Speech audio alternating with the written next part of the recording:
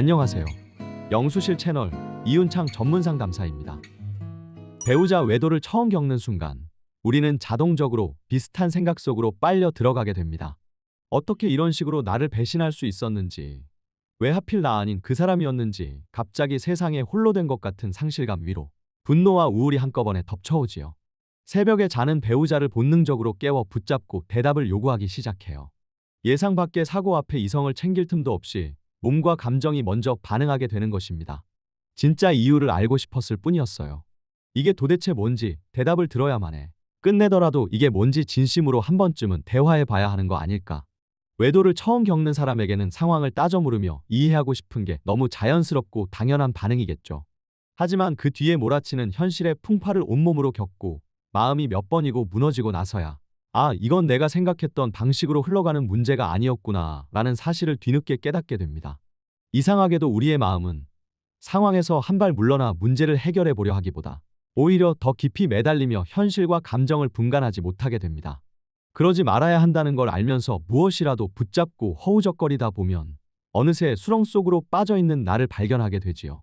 문제의 핵심은 배우자가 이미 외도라는 사실 하나만으로 상식의 선을 넘었다는 데 있어요.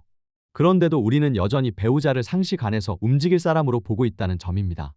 이미 내 기준점이 깨졌다는 사실을 인정하지 못한 채 과거의 틀 안에서 상대를 이해하려 애쓰고 있는 것이지요.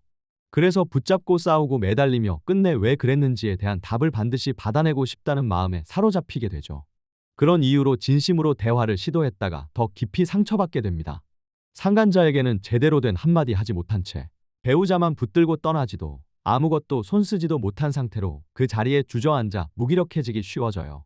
수차례 말씀드렸듯 외도를 저지른 이후의 배우자는 예전에 내가 알던 그 사람이 아닙니다. 이미 그 모습 그대로는 존재하지 않는 사람이지요. 이미 문제지 자체가 틀어진 시험에서 정답을 고르려 애쓰고 있는 것과 같아요. 정답은 존재하지 않을 테니까요. 그럼에도 우리는 포기가 쉽게 안 됩니다. 진심 어린 답이라도 듣고 싶고, 그래도 미안해하는 모습은 보고 싶고, 그래도 아이를 생각하면 양심은 있겠지라는 여러 미련을 붙잡은 채 답이 나올 수 없는 상대에게서 이유와 설명을 끝내 받아내려 해요. 그 과정에서 같은 자리에 머물며 나를 몇 번이고 망가뜨리게 되는 것입니다. 배우자를 붙잡고 이야기를 이어갈수록 생각은 더 흐려지고 현실을 제대로 직면하고 행동으로 옮기기는 오히려 어려워집니다. 그래서 이제부터는 이 문제를 감정으로만 붙잡기보다 불륜의 구조를 정확히 파악하고 그들의 사고방식을 정확히 이해한 뒤 나를 덜 다치게 하는 방향으로 차분히 대응해 나갈 필요가 있습니다. 그래야 같은 자리를 맴돌며 계속 다치고 망가지는 일을 줄일 수 있을 거예요. 배우자 외도를 처음 겪는 사람들이 하는 착각에 대해 6가지로 정리해 보았습니다. 첫 번째로 애초에 날 사랑하긴 한 걸까요? 라는 물음표가 이어집니다. 공감은 너무 되지만서도 마음이 참 답답해져 오는 질문이에요. 사람은 지금 벌어진 상황보다 예전에 그 사람을 기준으로 상황을 해석하려 하는 경향이 있습니다. 그 전에 서로에게 잘해줬던 모습, 내 친정 가족까지 챙기던 행동, 아이를 안고 웃던 장면들도 머릿속에서 계속 반복되지요. 그래서 알면서도 계속 똑같이 되묻게 돼요. 그럼 그때의 사랑은 뭐였죠? 날 사랑하긴 했던 건가요? 분명 사랑했을 수도 있습니다. 지금 이 순간까지도 어떤 감정은 남아있을 수 있고요. 그 시간 자체가 전부 거짓이었다고는 저 또한 믿고 싶지 않아요. 그런데 이 질문을 계속 놓지 못하는 이유는 따로 있을 거예요. 현실을 있는 그대로 받아들이기가 너무 버겁고 받아들이는 순간 너무 많은 것들이 한꺼번에 무너져 내릴 것 같기 때문입니다. 지금은 나를 더 이상 사랑하지 않는다는 사실을 인정하면 이 사람과 완전히 헤어지는 게 맞는 것 같고, 내가 잘 지켜왔다고 믿었던 가정도, 내가 살아온 시간도 모두 의미 없어진 것처럼 느껴질까봐 우리는 그 질문을 떠나지 못하고 매달리게 되는 것일 수 있습니다. 이미 무너져 내린 집 앞에서 그래도 아끼던 물건 하나쯤은 멀쩡한 게 있지 않을까 하며 계속 찾아보려는 마음과 비슷할지도 모르겠어요. 집이 이미 완전히 무너졌다는 사실을 알면서도 그걸 인정하는 순간 이제 정말 밖으로 나와야 할 것 같아서 차마 발걸음을 떼지 못하는 것이지요. 그래서 패닉 속에 머물며 정신이 혼미해져 갑니다.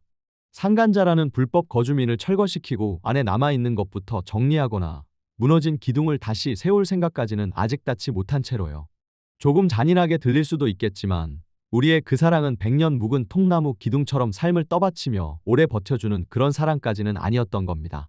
그런 사랑이었다면 이렇게까지 가슴이 찢어질 듯 아플 이유도 없었을 것이고 지금처럼 스스로를 무너뜨려가며 이 질문 하나에 매달릴 필요도 없었을 거예요. 그리고 아마 그 자리에 주저앉아 눈물을 머금으신 채로 제 상담실을 찾아오지도 않으셨겠지요. 이제는 아프지만 현실을 직면할 때입니다. 그 사실을 인정하는 순간부터 비로소 다음 선택이 가능해지니까요. 두 번째로 이 사람을 아직 많이 좋아한다는 착각. 미련이 너무 크게 남아요. 이 사람을 아직 제가 많이 좋아하나 봐요. 저 역시 깊은 감정을 겪어봤던 사람으로서 이 말이 얼마나 솔직한 고백인지를 알고 있습니다. 외도를 알게 된 뒤로도 이상하게도 그 사람이 더 사무치고 더 그립고 보고 싶어지기까지 했으니까요. 이미 등을 돌린 사람인데도 머릿속에서는 오히려 존재감이 더 커지고 다시 내 사람으로 되돌려놓고 싶다는 충동까지 강하게 올라올 때도 있었어요. 그 사람이 누군가에게 넘어갔다고 상상을 하는 것만으로도 견디기 힘들고 가슴이 타들어가는 느낌이 들기도 합니다. 스스로를 자존심 센 사람이라고 생각해왔던 분들조차 이 지점에서 나 이 사람을 정말 사랑하는구나라고 생각하게 되기도 하지요. 그 과정에서 배우자의 말 한마디가 불난 집에 기름을 붓듯 마음을 더 크게 무너뜨리곤 합니다. 상간자는 그저 가볍게 만난 대상일 뿐이었고 사랑한 사람은 오직 너, 배우자 하나뿐이었다고 말을 들을 때는 더욱 그렇지요. 이런 말을 들으면 감정이 롤러코스터처럼 더 크게 흔들리게 될 수밖에는 없어요. 외도의 책임이나 문제의 구조는 그대로인데 말 한마디로 인해 본질을 흐리고 판단을 미루게 만들기 때문입니다.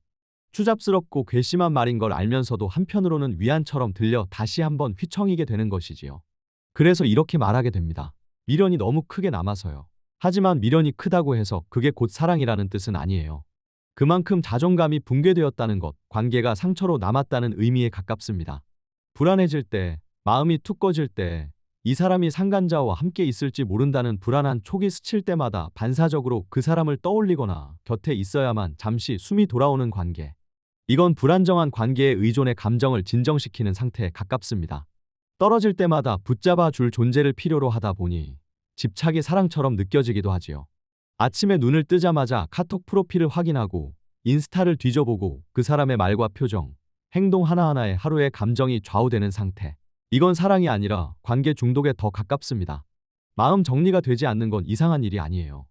배우자 외도는 전쟁 트라우마에 비견될 정도로 한 사람의 세계를 한꺼번에 흔들어 놓고 말살시키는 사건이니까요. 사고 방식도 감정의 균형도 순식간에 무너집니다. 때문에 여전히 그 사람을 붙잡고 싶은 마음과 당장이라도 버리고 싶은 분노가 동시에 공존하는 것도 자연스러운 일이에요.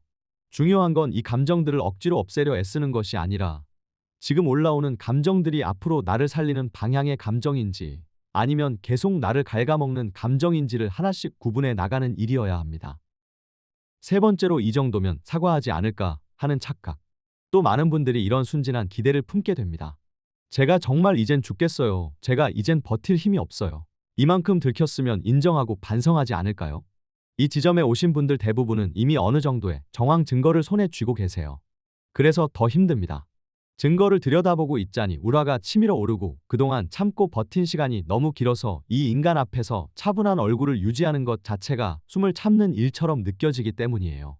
외도 사실을 알고 있으면서도 어디에도 꺼내놓지 못한 채 혼자 삼키고 있으니 생각은 안에서 계속 부풀고 머릿속은 금방이라도 넘쳐 흐를 것 같지요. 이때 손에 쥔 증거는 마치 마지막 히든카드처럼 보입니다. 조금만 더 들이밀면 진실이 입을 스스로 열 것 같고 인정과 사과가 뒤따라올 것처럼 느껴지죠. 어떤 쪽이든 끝을 내고픈 마음에 에라 모르겠다는 심정으로 치밀한 준비 없이 어설픈 상태로 감정이 먼저 터져버리게 되는 분들이 많습니다. 그러나 여기서 반드시 짚고 가야 할 사실이 하나 있어요. 그들의 행동 기준은 도덕이나 양심이 아니라 지금 이 순간을 넘기기 위한 생존 논리에 훨씬 가깝습니다. 그래서 상식과 양심을 전제로 한 당신의 접근보다 그들의 대응은 훨씬 본능적으로 더 강경한 태도로 나올 수밖에 없을 거예요. 발등에 불이 떨어져 궁지에 몰린 사람이 과연 남의 마음을 살필 여유가 있을까요? 지금 그들에게 중요한 건 옳고 그름이 아니라 어떻게든 빠져나가야 한다는 것뿐입니다.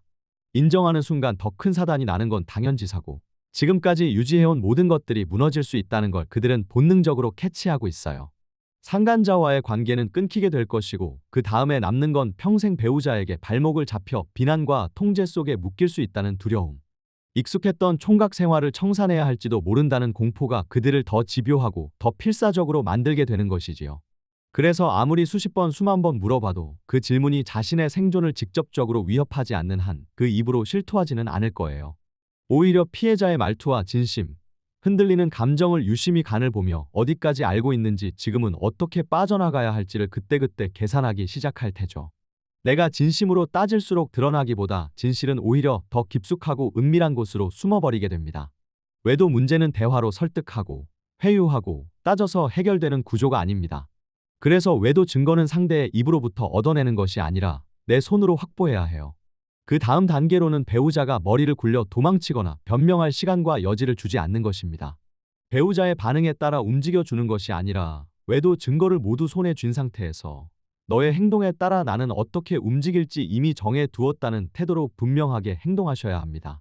소송 여부를 떠나 필요하다면 지구 끝까지 갈 준비가 되어 있다는 메시지를 분명히 보여줘야 하죠. 이 급습 단계에서는 상식을 전제로 한 설명이나 설득이 아니라 포청천의 재판처럼 단숨에 사실을 가르고 결론이 내려지는 심판의 시간이 되어야 합니다. 반대로 아무런 준비 없이 배우자에게 감정부터 터뜨리면 되돌아오는 것은 대개 인정이 아니라 가스라이팅입니다. 네가 오해한 거다니 혼자 상상하지 마라. 왜 이렇게까지 하냐. 철판을 깐 듯한 뻔뻔한 얼굴을 마주하게 되면 오히려 내가 아무것도 손 쓸 수 없는 위치로 밀려납니다. 그러다 보면 증거는 더 찾기 어려워져 답답해지고 스스로의 판단까지 흔들리게 되지요. 그리고 그렇게 가장 중요한 골든타임을 놓친 뒤 상담실 문을 두드리는 분들이 정말 많습니다.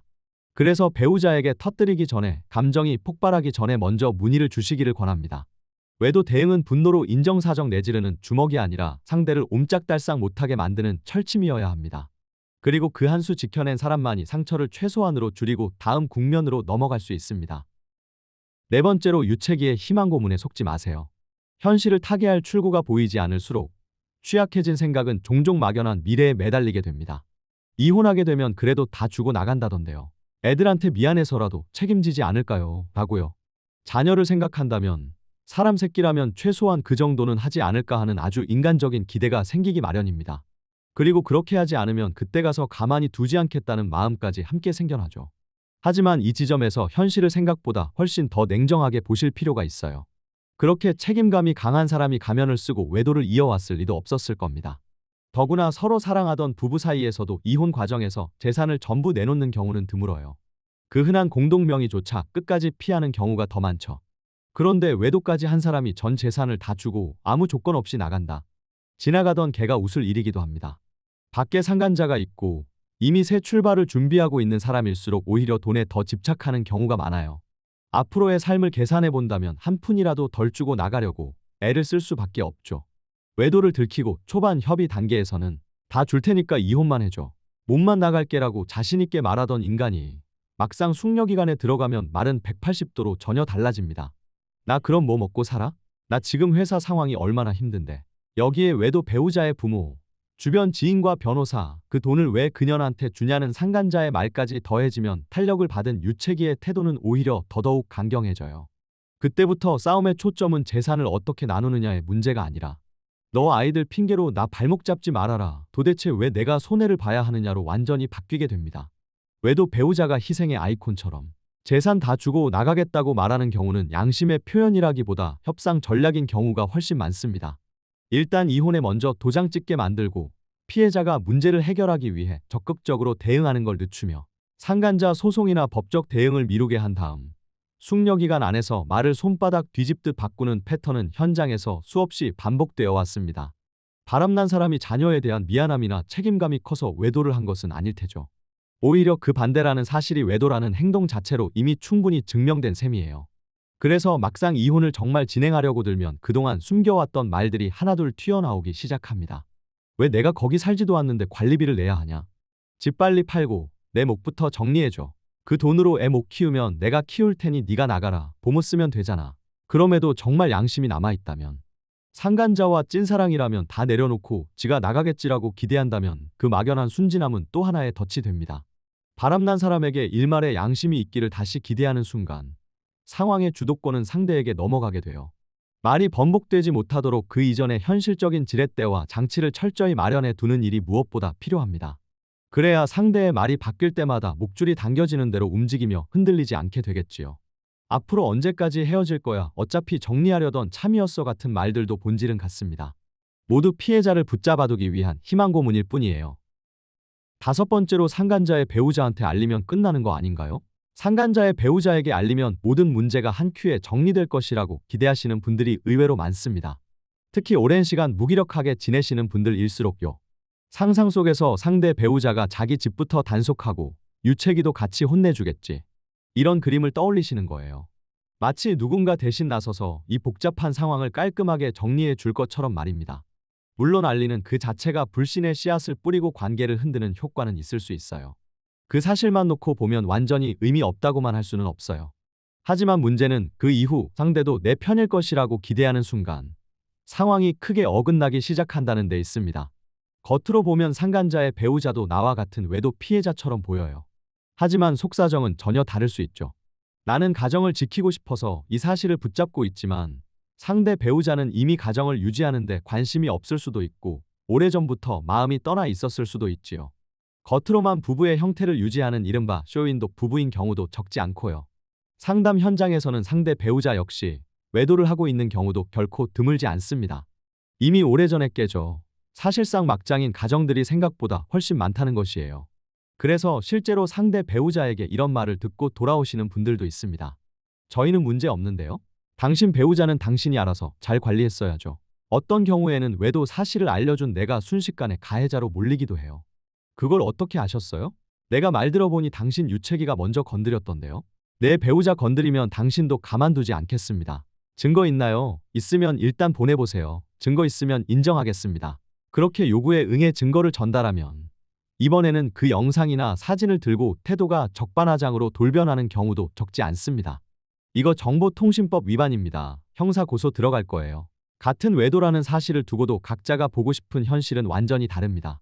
그리고 그 현실은 내 정의대로 이루어지는 게 아니라 상대의 선택이 다를 수 있다는 점을 절대 간과해서는 안 됩니다. 여섯 번째로 모르는 척하며 돌아올 때까지 버티는 것. 그리고 냉가슴이 되어 상담실을 찾아오신 분들이 이 질문을 던집니다. 모르는 척 가만히 있으면 언젠가는 돌아오지 않을까요? 인터넷에선 경제력이 없으면 건들지 말래요.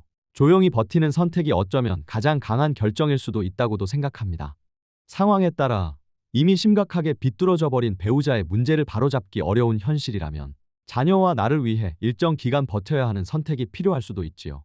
하지만 그 버팀이 어떤 계획이나 판단에 기반한 선택이 아니라 그저 아무 생각 없이 상황에 맡겨두는 나 잡아잡수세요 라는 식의 수동적인 침묵이라면 이야기는 달라집니다. 그렇게 버티다 한계까지 이어진다면 대책 없이 무너지는 건 시간 문제일 뿐입니다. 마음은 언젠가는 먼저 붕괴될 수밖에 없으니까요. 그래서 이 질문은 양날의 검처럼 동시에 가장 위험한 질문이기도 합니다. 분류는 둘이 싸워서 끝나는 관계가 아니에요. 현실적인 문제도 적고 책임도 없고 좋은 것만 나누는 관계이기 때문에 싸워도 사랑 싸움이 되고 헤어졌다 다시 만나면 오히려 더 깊어집니다.